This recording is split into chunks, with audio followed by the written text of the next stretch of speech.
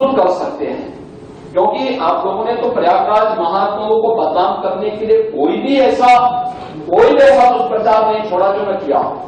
किस तरीके के वक्तव्य दे रहे थे आपने देखा होगा प्रयागराज के बारे में। आप लोग ये दुष्प्रचार कर रहे थे, कितने लोग मर गए। आपका सोशल मीडिया हैंडल गोरखपुर और बस्ती मंडल का दे रहा था कि गोरखपुर बस्ती मंडल के 35 लोग मर गए। वे 35 के 35 लोग अपने घर पहुंचे। प्रयागराज के छोटी गुरु वो बेचारे ये लोग दुष्प्रचार करते रहे तो मर गए और पता लगा कि जिस दिन ब्रह्म भोज रखा था उसी दिन छोटे गुरु अपने घर पहुंचे तो लोगों ने कहा कहां थे। उन्होंने कहा कहां था, मैं तो कुंभ में घूम रहा था। 12 दिन तक घूमते रहे। कहा कुंभ में? उसने कहा भाई क्या कुंभ तो हम लोग आयोजक हैं, हम लोग इस आयोजन के हिस्सेदार हैं। जगह जगह भंडारे लगे हुए हैं, रोज भंडारा खाता था, किसी आश्रम में जाके सो जाता था और फिर सुबह स्नान करके फिर दिन भर घूमता था। उस मॉडर्न वाले भी सर आगे क्या जिंदा होता है? बैठी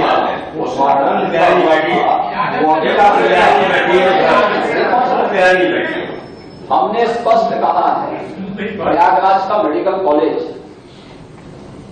वो पूरे प्रयागराज जनपद का है।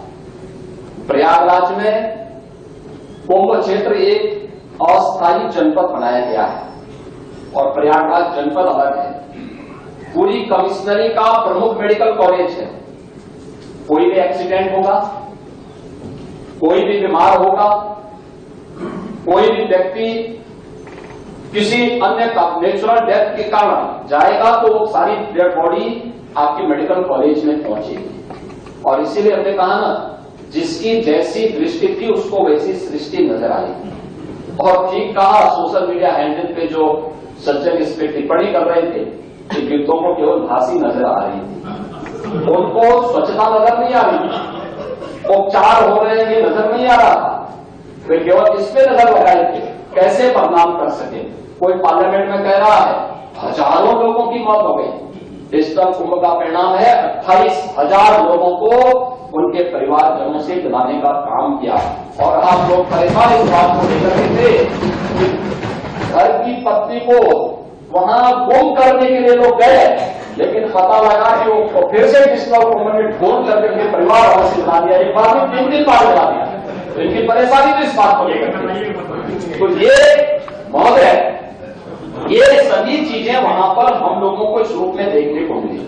लेकिन समाजवादी पार्टी का जो आचरण इस देश से था वह, या कांग्रेस का जो आचरण था वह किसी भी दिशा में भारत को बदनाम करने, और मैं तो बार बार कहता हूं कि आपकी लड़ाई बीजेपी से हो सकती है, लेकिन आप बीजेपी से लड़ते लड़ते कभी भारत से ही लड़ने लगते हैं। मत लड़िए भारत से, ये देश आपका भी है। जितना अधिकार हमारा है उतना ही आपका भी है। भारत के महापुरुषों के प्रति इस प्रकार की अनर्गल टिप्पणी मत करिए।